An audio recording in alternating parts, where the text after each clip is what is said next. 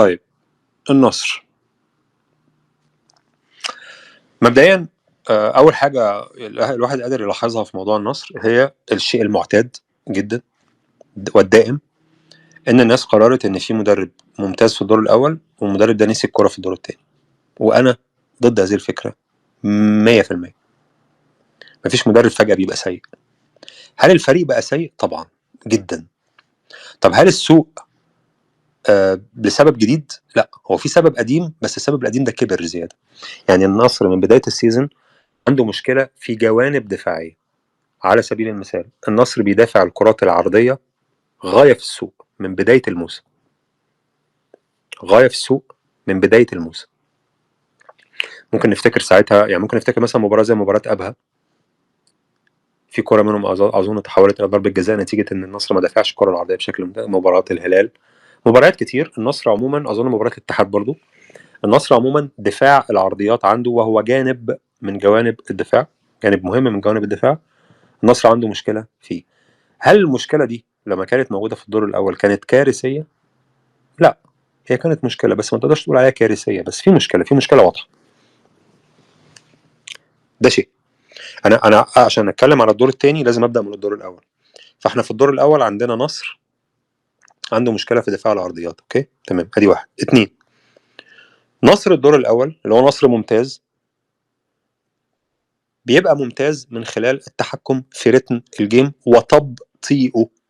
النصر ما يقدرش يلعب جيم مفتوح سريع. طبيعة اللاعبين الموجودين في النصر بالذات في نص ملعب النصر غير قادرين على لعب جيم مفتوح رايح جاي رايح جاي رايح جاي، ما يقدروش. يعني تخيل لعيب زي اوتافيو، لعيب زي اوتافيو ممتاز جدا طول ما انت بتلعب في مساحة ضيقة، الدوران عنده ممتاز، استلامه تحت ضغط ممتاز، قراراته جيدة. طبعا انا مش بتكلم عن اوتافيو بتاع ماتش الحزم، بتكلم عن اوتافيو عموما. لكن اوتافيو انت لو حطيته في موقف انه لازم يجري يجيب الكرة هنا ثم يجري يودي الكرة هنا ثم ضاع منك، راح. بروزوفيتش نفس الحكايه. اوكي، فالنصر بيحتاج دايما انه يسيطر على الريتم، ما يسمحش للجيم انه انه يبقى سريع جدا.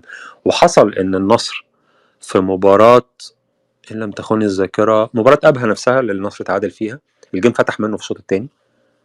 الناس قالت ان نزل فهد الجماعي، قال هو فهد الجماعي فعلا نزل عمل جيم جيد بس مش هو السبب. انا شايف ان السبب ان النصر في لحظه ما تخلى عن السيطره على الريتم وساب الجيم يفتح.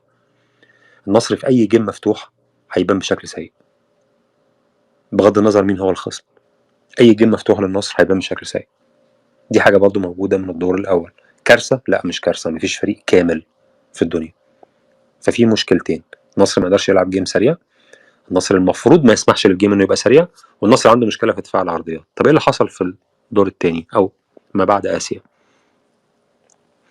اولا في هبوط فردي حاد في اداء لعيبه كتير جدا في الملعب، على راسهم بروزوفيتش، يليه اوتافيو. اوكي، طب ده بيؤدي الى ايه؟ بيؤدي الى ان سيطره النصر على الكره ما بقتش بنفس جوده الاول. طب ده بيؤدي الى ايه؟ بيؤدي الى ان النصر بيفقد الكره في اوقات هو مش متوقع يفقدها دلوقتي. يعني احنا لما بننتقل بالكره للثلث الاخير خلاص كلنا متوقعين ان احنا ممكن نفقد الكره هنا، ان الثلث الاخير ده بيبقى فيه مراوغه، بيبقى فيه عرضيه ممكن الدفاع يخرجها، بتبتدي المخاطرات تحصل في الثلث الاخير. لكن في الثلث الثاني المخاطرات اقل نوعا ما، ونظرا لجوده لاعبي النصر في نص الملعب نادرا ما كان بيفقد الكره في النقطه دي. اللي كان بيفقد الكره اكتر واحد يمكن في الدور الاول لما كان بيلعب هو عبد الله الخيبري. وانا كنت دايما بحس ان وجود عبد الله الخيبري في الدور الاول، في الدور الاول بيؤدي لمشاكل دفاعيه. هتقولي ازاي بيؤدي لمشاكل دفاعيه؟ ده هو بيدافع افضل من اللي حواليه، بس هو بيحطك في مواقف تحتاج تدافع فيها اكتر من الاول لانه بيفقد الكره كتير. النصر دلوقتي ما بقاش مشكلته ان عبد الله الخيبري بيفقد الكره، بقى مشكلته ان كل اللعيبه بتفقد الكره. بالتالي انت بتتحول الى فريق عايز يعيش، عايز يدافع ضد التحولات كتير، فالجيم بقى يخرج عن سيطرته ويبقى جيم سريع كتير. ودي نقطه النصر ما بيعرفش يلعبها كويس. يعني الفريق ده غير مجهز للعب هذا النوع من المباريات. فانت بتفقد الكرة كتير، تتحول كتير، يحصل تحولات عليك كتير، فبتضطر انك تلعب جيم انت مش عايز تلعبه، انت ما بتعرفش تلعبه، فبيحطك في مواقف سيئة كتير. الجانب التاني بقى هو ان خط دفاع النصر فعليا بيقدم كارثة، بيقدم كارثه متكامله. يعني انت عندك نص ملعب بدا يعرض الدفاع لاختبارات اصعب من الدور الاول، وعندك خط وسط سوري بيعرض الدفاع لاختبارات اصعب من الدور الاول، وخط دفاع انا ما اعرفش ايه اللي حصل له في كاس اسيا، انا ما اعرفش ايه اللي حصل. بالاضافه لانك فجاه فقدت حارس الفريق، وحارس الفريق هنا انا مش بتكلم عنها فيما يخص التصديات بس، لان الناس لو حد بيحضر تدريبات او بيحضر ماتشات، الحارس هو الموجه للفرقه، الحارس هو اللي بيتكلم اطلع ادخل، الحارس هو اللي واقف ورا وشايف كل حاجه. انا ما اعرفش لاي مدى وليد عبد الله بيعرف يقدم الدور ده، لان اللعيب ما بيقدرش يشوف كل حاجه طول الوقت. اللعيب دايما مهتم برقابه المساحه اللي حواليه، ومن وقت للتاني بيرفع عينه بيحاول يشوف ايه اللي بيحصل في بقيه المساحات. الشخص اللي واقف في وضعيه ثبات وشايف الملعب كله طول الوقت هو الحارس. عشان كده الحارس دايما هتلاقيه بيتكلم طول الماتش، اطلع ارجع خد بالك بره جوه ادخل وهكذا. الى اي مدى في عدم وجود نواف او في استبدال نواف بوليد عبد الله ده جانب مؤمن في النصر؟ ما اعرفش، ما عنديش فكره، بس هو يبدو لي ان يعني إن انا ما اقدرش ارصد ايه اللي حصل بالظبط، لان انا ما بقاش قاعد جنبهم، بس اقدر ارصد النتيجه، ان النتيجه تنظيميا كارثه. الفكره بقى السؤال هنا، هل كاسترو نسي الكوره؟ ما فيش حاجه اسمها كده يا جماعه، لا يوجد شيء بهذا المعنى، لا يوجد شيء بهذا المعنى. واكبر مشكله بتواجه كل الانديه لما ينزل مستواها هي انها ما بتعرفش تعرف هو نزل المستوى ليه. ده يرجعنا مثلا للهلال في بدايه السيزون. الهلال وحش، جيسوس وحش، هو كده، الهلال وحش، جيسوس وحش، لازم يمشي. وبدات الناس تختلق مشاكل عشان تلبسها لجيسوس، يقول لك شفت بيلعب دفاع متقدم. هل في اي فريق هجومي في العالم ما بيلعبش دفاع متقدم؟ انا كنت بسمع الكلمه دي كان دمي بيفور. بص جيسوس دفاع الهلال اصبح مستباح ليه؟ اصل بيلعب دفاع متقدم. يا جماعه افتحوا التلفزيون على اي دوري في العالم لاي فريق هجومي في العالم هتلاقيه بيلعب دفاع متقدم. بس احنا خلاص احنا خدنا قرار ان احنا نتهم جيسوس، فبنحاول نختلق اي سبب عشان نلبسه لجيسوس. ده اللي بيحصل حاليا مع كاسترو. احنا عايزين نقتنع ان الراجل ده نسي الكوره، وان اللي حصل في الدور الاول ده لم يحدث. هل في البدايه كاسترو هو جوارديولا؟ يعني لا طبعا، هو مدرب جيد، ما هوش احسن مدرب في العالم بس هو مدرب جيد. اوكي، اللي بيحصل حاليا ده مش سببه ان كاسترو قاري الجيم، او ان كاسترو ما بقاش عارف حاجه في الكوره. اما ان كاسترو فقد سيطره على الفريق، دي حاجه بقى خارج الملعب، او ان اللعيبه دول بيمروا بدروب لسبب تاني انا ما اعرفوش. بس في دروب حاد جدا، اصعب من انك تقول والله المدرب لم يقرأ المباراه. رغم ان كاسترو احيانا في بعض الاوقات فعلا بيغيظ، يعني مثلا مباراه الشباب بيبني اللعب ثم يلعب الكره على متعب الحربي، متعب الحربي طاير طول الوقت وانت سايب الظهير لوحده ما دعمتوش باي حد. دي بصراحه كانت نقطه تغيظ، يعني حاجه غريبه جدا مش قادر افهم من ايه سببها. وبعدين في بعض الاوقات انت لما بتلعب بكريستيانو رونالدو، كريستيانو رونالدو بيحد من صلاحياتك كمدرب. قلنا الحكايه دي مليون مره قبل كده، اللعيبه اللي زي رونالدو زي ميسي زي نيمار، بالمناسبه الهلال محظوظ جدا ان نيمار مش موجود. وانا لو انا هلالي وبتفرج على ماتش النهارده، كل لقطه هتيجي على نيمار يا ريتك تفضل مصاب، مش عايز اشوفك في الملعب. ففي مجموعه من اللعيبه بيحدوا من صلاحيات المدرب. يعني لعيب مثلا زي كريستيانو رونالدو طبعا مع كل الامكانيات وكذا وكذا وكذا، وافضل لعيب في الدنيا، ممكن تحط له الكره داخل منطقه الجزاء، بس احيانا بيبقى صعب السيطره عليه. زي مثلا الفريق بقى بيلعب بس كسبان 2-0 بس هو ما سجلش، هتلاقي رونالدو بيطلب الكره طول الوقت طول الوقت طول الوقت، فبيجبر اللعيبه يلعبوا جيم سريع، وهو مش، وزي ما اتفقنا قبل كده النصر ما يعرفش يلعب جيم سريع، بس هو رونالدو عايز يسجل، العبوا لي يا جماعه. واحيانا يبقى معاك الكوره ومثلا ماني في مساحه جيده ورونالدو في مساحه سيئه، بس رونالدو بيقول هات، بتديله، ما بتديش لماني. ففي احيانا اللعيب الميجا ستار بيحد من صلاحياتك كمدرب. لكن الكارثه الحقيقيه يعني هي مباراه الحزم اللي ما فيهاش رونالدو. يعني انت في مباريات اخرى عندك رونالدو ما تقدرش، يعني مثلا مباراه الشباب رونالدو اخر تلت ساعه مش قادر يمشي، مش قادر، بس ما تقدرش تطلعه. وتاليسكا فعليا هو اللي شايل الفرقه هجوميا، فانا متحمل واحد لاني مش قادر اطلعه، ومتحمل التاني لان هو اللي شايل الفرقه هجوميا، هو اخطر لعيب في الفرقه تاليسكا. فقررت ان احمل على الظهير الايمن يفضل شايل هو الماتش من غير ما انزل له حد يساعده، لان انا مش قادر اطلع رونالدو ومش قادر اطلع تاليسكا. واحد فيهم هو اخطر لعيب في الفرقه اللي هو تاليسكا، والتاني هو، انا بتكلم في اللحظه دي، اخطر لعيب في الفرقه في اللحظه دي في المباراه دي تاليسكا، والتاني هو كريستيانو رونالدو. انا ما اقدرش اطلع رونالدو. ودي ميزه تانية بيمتلكها الهلال، ان اي حد ممكن يطلع من الملعب. ودي ميزه تانية بيمتلكها الهلال في اصابه نيمار، لان لو نيمار موجود مش هتعرف تطلعه من الملعب. كلنا فاكرين مباراتنا في بخور، نيمار من اسوأ اللعيبه في الملعب، لعب المباراه تقريبا كامله، لانه لعيب بيحد من قدرات المدرب، والمدرب ملوش سيطره عليه، ما يقدرش يطلعه. فافضل حدث حصل للهلال السنه دي هو اصابه نيمار. اسوأ شيء عمله الهلال من يوم ما انا عرفت ان في نادي اسمه الهلال هو التعاقد مع نيمار. يعني ده اسوأ قرار انا شفت الهلال بياخده. ما علينا، نرجع تاني لنفس النقطه. ففي لعيبه بيحدوا من صلاحياتك كمدرب. فهو جه في مباراه الشباب مش قادر يطلع تاليسكا، لان هو فعلا تاليسكا هو اللي شايل الدنيا هجوميا. مش قادر يطلع رونالدو، رونالدو مش قادر يمشي، بس لانه رونالدو. لازم عشان اطلع رونالدو بيبقى فيه نوع من الاتفاق. حتى تلاقي رونالدو نفسه اللي هو عارف انه هيتغير، بس رونالدو لو مش عايز يتغير انت ما تقدرش تغيره. يعني رونالدو ما فيش لحظه هتيجي عليه مثلا يبقى واقف كده عايز يكمل الجيم، بعدين يبص على الرقم، يبص يلاقي رقم 7 فيقوم زعلان كده وطالع. ولا ما فيش الكلام ده. رونالدو لو طلع هو في اتفاق، تطلع يا رونالدو، هطلع، تمام، يلا. هل الكلام ده كله كان موجود من بدايه الموسم؟ موجود من بدايه الموسم. مؤثر؟ لا مش مؤثر، لان الفريق عموما كان قوي جدا. لكن هي عامله زي التريكو. عارفين الحاجه الخياطه التريكو لما تشد منها خط خيط كده وتفك في كل حاجه تفك في ايدك؟ لما وسط الملعب مستواه هبط بشكل فرديا حاد جدا، عرض الدفاع لمشاكل اكتر بكتير من اللي كان بيتعرض له في الدور الاول. الدفاع نفسه بدا يبقى اسوأ بكتير، واظن ان تغيير الحارس ليه دور في الموضوع، مش في التصديات ولكن في القياده. مش بتكلم على مين بيصد اكتر ومين بيصد احسن، لكن مين بيقود الدفاع احسن.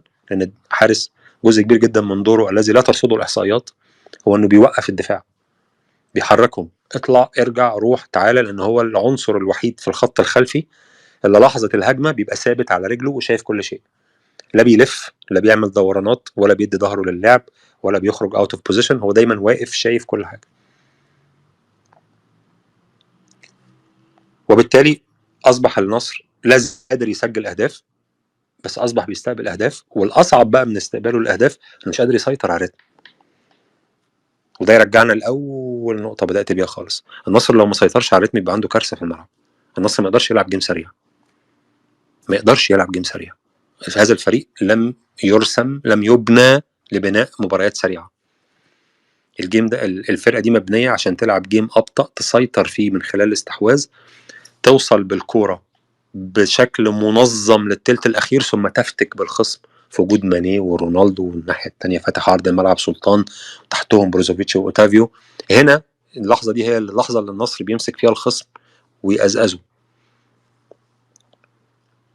لكن كلما كانت الهجمه اسرع كلما كان النصر عنده مشكله.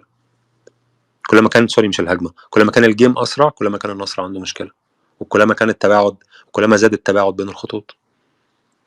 نقطه اخيره بقى خالص، ودي انا مش متاكد منها قوي، بس انا ما اعرفش ليه عبد الاله العمري بيلعب على حساب لجامي بعد اداء لجامي في اسيا، الا اذا لجامي مصاب او لسه ما رجعش من الاصابه. العمري اقوى، اسرع، بس على مستوى العقل واتخاذ القرارات لجامي اعلى بكتير. هذا كان ما لدي فيما يخص النصر. انا عارف كويس ان في ناس كتير بتتضايق من كلامي، لان انا ما بقولش كلام قاطع. لان انا مش بصحى الصبح وما اليه المدرب فاشل، مشوا المدرب ده لازم يمشي من بقى. ما بقولش الكلام ده. بس هو لازم تدوني كريدت، يعني ان ثبت كتير ان اللي انا بقوله بيطلع صح. يعني ان الموضوع ما بيبقاش بالبراءه دي، ان هو ايه ده، فلان ده ما يلعبش كوره، وفلان ده لعب مباراه بتاريخ فلان التاني. الجمل الكبيره دي، الجمل الرنانه دي. وفلان ده مش عارف نص ساعه اللي لعبها دي بتاريخ التاني، والمدرب ده ما سمعش حاجه عن الكوره، ونونو سانتو ما كانش عنده فكره، والكابتن حسن خليفه لما نزل لعب ماتش كسب 4 ده بتاريخ نونو سانتو كله. كل هذه الجمل الرنانه الكبيره اللي بتؤدي دايما الى ان الناس تفش غلها مش تفهم، واللي دايما بتؤدي في النهايه الى تغيير مدربين، ثم بنرجعنا في الاخر للنقطه صفر، نفس النقطه اللي كان هيرجع لها الهلال لولا ان عنده اداره صمدت امام الغضب الجماهيري وما مشيتش جيسوس. فهل انا هنا بقول ان كاسترو هو افضل مدرب في الدنيا؟ لا، هو مش افضل مدرب في الدنيا، بس انك تشوف اللي بيحصل في الملعب دلوقتي تقول كاسترو بس، انت هنا بتغلط نفسك. لا يمكن اداء الدور الاول يبقى كاسترو عظيم وعبقري ثم فجاه الراجل عمل حادثه، فقد الذاكره، نسي الكوره. الكلام ده ما بيحصلش. الكلام ده بيحصل في عقول المشجعين بس، ما بيحصلش في الواقع. مفيش مدرب فجاه بيتخبط على دماغه هوبا انا نسيت الكوره، يلا يا جماعه انزلوا اقفوا غلط في الملعب عايزين نخسر النهارده. محدش بيعمل كده. هل هو احسن مدرب في الدنيا؟ لا، بس هو المدرب اللي لعب بيك الدور الاول، ما تقدرش تفصلهم عن بعض. وفي هبوط فردي حاد في اداء لعيبه كلهم مفاتيح لعب وكلهم مهمين جدا. انا نسيت اقول كمان ان سلطان غايب في الماتشين اللي فاتوا دول، بس يعني في الاخر هي مجموعه اشياء بتتحد مع بعض في لحظه واحده بتؤدي الى كارثه ما. طب ليش كاسترو ما يلعب 3-5-2؟ الفريق غير مصمم ل 3-5-2. مبدئيا مين الاثنين اللي هيلعبوا قدام؟ عندك تاليسكا ورونالدو وماني، هتضحي بمين؟ تاليسكا اخطر لعيب في الفرقه، ولا ماني انشط لعيب في الثلث الهجومي، ولا كريستيانو الاكثر تاثيرا على الاطلاق؟ هتضحي بمين؟ فده اول سؤال لازم تساله نفسك. لو كاسترو هيلعب 5-3-2 مين الاثنين؟ عودة أوزبينا ستغير من الشكل الدفاعي للنصر؟ ما اقدرش اتاكد بس اظن، لان اوزبينا كخبره كمان وقدره على قياده الدفاع اكيد هيبقى احسن من وليد عبد الله. بس ايه هي الفورمه اللي هيرجع بيها اوزبينا؟ خد بالك اوزبينا ما لعبش بقاله سنه تقريبا. في حاجه برضو غريبه برضو في النصر نسيت اقولها، ودي حاجه خوارقيه شويه. النصر دايما اليومين دول ممكن سنه بتحصل فيه حاجه، انا مش عارف ازاي ده بيحصل. يعني النصر السنه اللي فاتت كان متصدر الدوري وفي لحظه ما فقد اوزبينا لنهايه الموسم. السنه دي فقد نواف لنهايه الموسم، جاي يرجع اوزبينا قام اتصاب في مرحله حرجه جدا. في حاجه بتحصل في النصر احيانا في الفتره دي من الموسم انا ما بفهمهاش، بس بتؤدي زي كده فكره التريكو، في خيط بيتشد ثم تلاقي كل حاجه فكت. مع بقى الغضب الجماهيري بقى طبعا، مع الناس اللي بتطلع تقول لهم انا مش قلت لكم، انا مش قلت لكم. دايما في النصر في حد بيقول لك انا مش قلت لكم، دايما في حد يقول لك انا مش قلت لكم. يعني لو حد جه قال لك مثلا النصر عنده مشكله هجوميه، النصر عنده مشكله هجوميه، النصر عنده مشكله، بعدين جه النصر خسر بسبب الدفاع، يقول لك انا مش قلت لكم. يا عم انت كنت بتقول حاجه تانية مش دي. بس انا بحس ان دي موجوده في النصر اكتر ما موجوده في اي مكان. دايما في شخص ما بيطلع يقول انا مش قلت لكم. ودايما النصر بطريقه ما ممكن يبقى بيلعب مباراه ممتازه وكسبان 5-0 وتلاقي الجمهور بيتخانق مع بعضه بالليل. يا جماعه ليه؟ يعني ايه الموضوع؟ يعني انا مش بدخل في التفاصيل قوي، بس ساعات بقعد اقلب في تويتر كده اشوف بص بصه كده يعني، فلاقي مثلا النصر مقدم جيم ممتاز. يعني مثلا الماتش اللي كان ماتش التعاون اظن، ماتش التعاون لان انا كان عندي الاستوديو ده بعدين الدنيا مطرت فما طلعناش الاستوديو. انا فاكر كويس وانا اصحابي وبتاع. مصر كان ساحر في الملعب، اللي هو اخر ماتش قبل التوقف. مصر كان ساحر في الملعب. ف... فطبعا راجعين من الجصيم بالليل مشوار للرياض، فمسكت التليفون قعدت اقلب كده شويه لقيت ناس بتتخانق مع بعض. بتتخانقوا مع بعض ليه يا جماعه؟ يعني ايه اللي مزعلكم النهارده مخليكم تتخانقوا مع بعض؟ دايما في حد مش عاجبه حاجه وحد بيقول انا مش قلت لكم، دايما حد بيقول انتظروا الكارثه. بعدين يحصل اي حاجه يقول لك انا مش قلت لكم. لو مثلا ممكن حد يقول لك ايه نواف العجيدي هيودينا في ده، فدلوقتي مثلا انت تتعثر ونواف مش موجود اصلا يقول لك انا مش قلت لكم. يا عم نواف مش موجود. يعني عشان يبقى عندك ضمير وانت بتقول انا مش قلت لكم لازم تكون اللي انت قلته هو اللي تسبب على الاقل يعني في الموضوع. بس ده انا ما اعرفش ليه السنه دي، السنه اللي فاتت اوسبينا، السنه دي نواف ثم اوسبينا. في حاجه بتحصل في النصر في الفتره دي من الموسم بينتج عنها في ان وليد عبد الله هو اللي بيلعب. انا ما اعرفش الحاجه دي، يعني ما اعرفش في ايه ماذا بين وليد الله وبين ربه. هو اللي انا اعرفه انا ما اعرفش وليد عبد الله شخصيا، بس اللي انا اعرفه يعني من الناس اللي تعرفه انه اطيب انسان في الكوكب. فواضح ان النوايا الطيبه يعني طاغيه. يعني الناس كلها بتحبه جدا، بتقول عليه اطيب انسان صعب تعرفه وما تحبوش. بجد انا بكلم بجد ما بهزرش. كل الناس اللي انا عن نفسي ما كانش عندي الفرصه ان اعرفه، بس كل الناس اللي تعرف ايه عبد الله بيقول لك مستحيل ما تحبوش. بس هو لازم في اللحظه دي من الموسم في حاجه، في اشياء، مجموعه من الاشياء تحصل ينتج عنها ان وليد عبد الله هو اللي يلعب وخلاص. تمام، نشوف بقى لو في اسئله.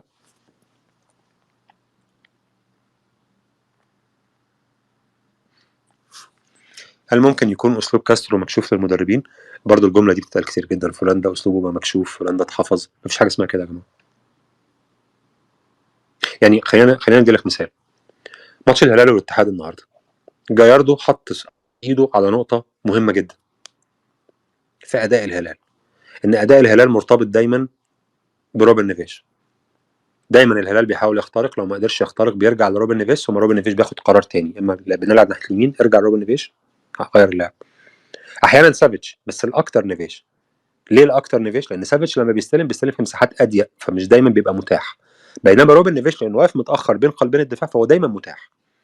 لو انا سعود ومعايا الكوره مش عارف اعدي او في مشكله برجع له بسهوله بلاقيه.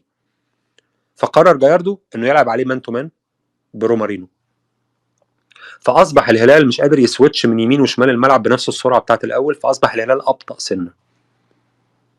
هل في الاخر الهلال ما كسبش؟ فاز.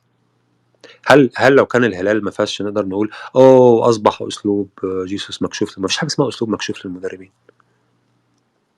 اسلوب اللعب ما هواش يعني الناس احيانا بتعتقد ان اسلوب زي بنلعب استغمايه، اللي هو احنا بنلعب استغمايه، ما اعرفش اسمها ايه في السعوديه استغمايه، اللي هي ان حد بيدور وشه والناس بتستخبى وبعدين يروحوا. عندكم لعبه اسمها كده اصلا؟ انا بتكلم الموضوع بدا يقلب، حد يرد عليا لو سمحت يقول لي بتلعبوا استغمايه ولا اسمها ايه عشان اعرف اكمل الجمله يعني. عشان الموضوع مهم. عندكم استغمايه يا جماعه ولا غميضه او ما اعرفش بتسموها ايه؟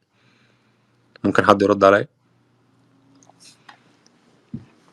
اللي هي لعبه اطفال يعني، واحنا بنستخبى من بعض. فاسلوب المدربين ما هواش مكان سري انا بستخبى فيه، اول ما عرفت ان انا بستخبى فيه وكشفته مش هعرف استخبى تاني. لا، اسلوب المدربين مش كده.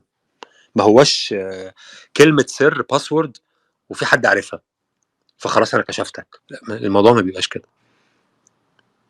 فما فيش حاجه اسمها كاسترو اصبح اسلوبه مكشوف للمدربين. انا ممكن ابقى نازل عارف كويس انت هتعمل ايه وما اقدرش اكسبك برضه. النهارده جاياردو نازل عارف بالظبط جيسوس هيعمل ايه، ما قدرش يكسب برضه لان الموضوع مش بايده لوحده. في فرقتين، في لعيبه، في كم ضخم جدا من التغييرات في الملعب، صعب انك تتحكم فيهم كلهم لمجرد ان انت اسمك مدرب. فما فيش حاجه اسمها اسلوبه مكشوف.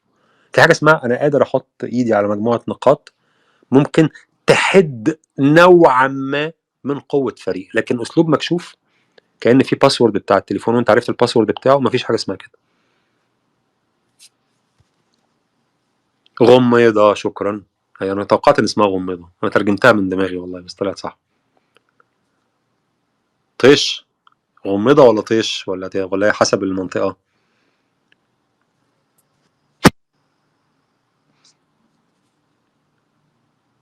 اتكلم مصري براحتك، كلنا متشربين اللهجه المصريه من الولاده يا كابتن. تسلم يا تركي. بصراحه كتر خير السينما المصريه اللي خلتني بقدر اتكلم في اي مكان الناس تفهمني. يعني الواحد لازم يشكر السينما المصريه والميراث العريق للسينما المصريه في المواقف دي، لان الواحد بيقول اي حاجه في اي مكان بيتفهم. فحبايب، اخوات. كابتن الاصابات والايقافات متلازمه مع النصر. هو الفكره مش في ان اصابات وايقافات بس في النصر، الفكره في التوقيت. دايما الموضوع ده بيحصل في توقيتات شديده الحرج، وفي النصر بيبقى كفايه انك تقع وقعه عشان تقع وقعات. انت بتقع وقعه بعدين بيطلع كل واحد يقول لك انا كنت قايل لكم الاول، بعدين بيحصل حاله غليان بتؤدي للمزيد من الوقعات، لان الجمهور اللي في الملعب بيأثر في الجيم. يعني لو انا لعيب مثلا بلعب في النصر او في اي فريق وانا مش في افضل حالاتي، والكره جات لي اول كره في الجيم وانا بسيطر عليها عدت من تحت رجلي طلعت رمية تماس، لو حسيت ان فيها مهمه من الجمهور وكأن الجمهور زهق، تفتكر انا هكمل الماتش ده ازاي؟ مش هعرف اكمله. هبقى مرعوب من كل كوره. اسهل كوره تحت رجلي هبقى شايفها وكأنها معضله اينشتاين مش عارف احلها، نظريه النسبيه. بينما لو الجمهور سبورتيف طول الوقت وعمال بتاعه مش مهتم اصلا ان انا ضيعت الكوره، هدخل جوه الجيم، هدخل جو الجيم، هنسى الغلطه دي اساسا وهدخل جوه الجيم. فاوعى حد يقول لك ان الاجواء المسمومه ما بتاثرش على الفرقه. بتاثر على الفرقه بالذات لما تمتد للمدرجات.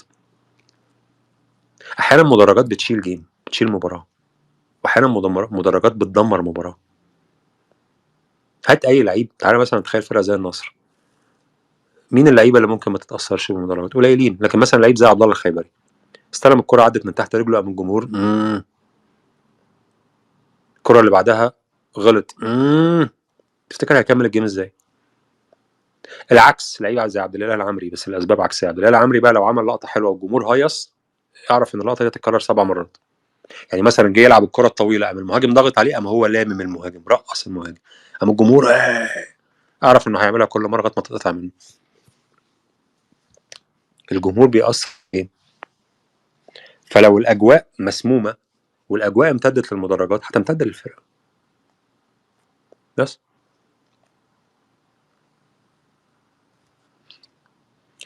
هل لابورت قادر على قياده الدفاع؟ لابورت مدافع كبير جدا، لكن بيمر بفتره من أسوأ ما يمكن.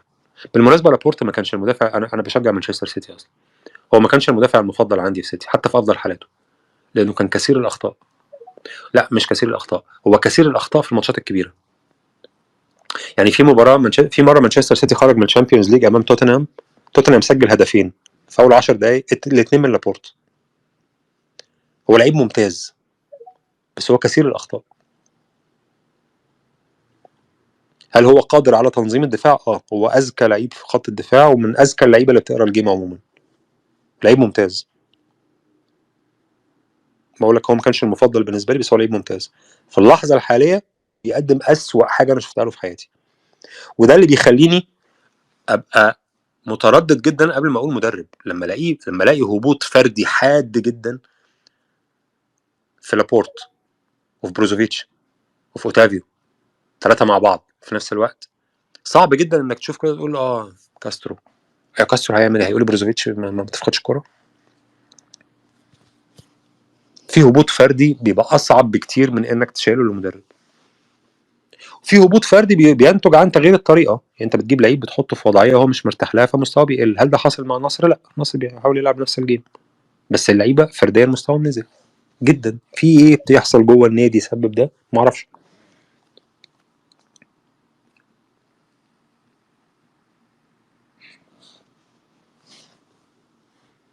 طيب متى نلوم المدرب؟ هذا سؤال جميل. تلوم المدرب لما تحس ان الامور عماله تسوء ومفيش خطأ. هنا بتحتاج تغير حتى لو انت شايف ان المدرب ما هوش المسؤول الاول. في درجه من السوء انت بتشعر فيها انك محتاج تغيير، مش تعديل، مش حد هيجي يصحح الاخطاء، لا انت محتاج تغير وشوش، محتاج تحرك المياه الراكده. يعني المياه ركدت الى درجه ان خلاص احنا واقفين عند نقطه مش قادرين نتجاوزها، مش عارفين نتحرك. فهنا بتغير المدرب. النقطه دي امتى؟ ده موضوع تقديري بقى. يعني في ادارات بتمر بفترات هبوط وبيبقى تقديرها للموقف ان الفتره دي فتره مؤقته، انا هصبر وهتجاوزها. وفي ادارات اول ما بيحس ان في اي حاجه غير على طول، حسب تحليلك للموقف.